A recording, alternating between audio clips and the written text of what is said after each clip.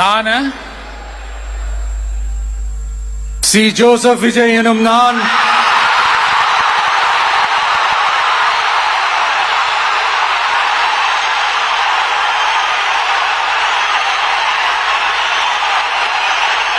சட்டப்படி அமைக்கப்பெற்ற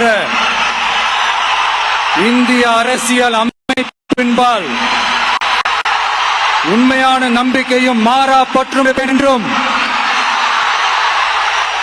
இந்திய நாட்டின் ஒப்பில்லாத முழு முதல் ஆட்சியையும் ஒருமையையும் நிலை நிறுத்துவேன் என்றும்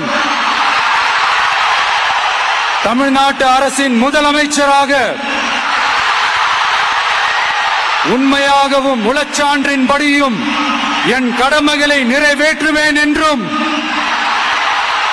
அரசியல் அமைப்பிற்கும் சட்டத்திற்கும் இணங்க அச்சமும் ஒருதலை சார்பும் இன்றி விருப்பு வெறுப்பை விலக்கி பலதரப்பட்ட மக்கள் அனைவருக்கும் நேர்மையானதை செய்வேன் என்றும் ஆண்டவன் மீது ஆணையிட்டு உறுதிமொழிகிறேன்.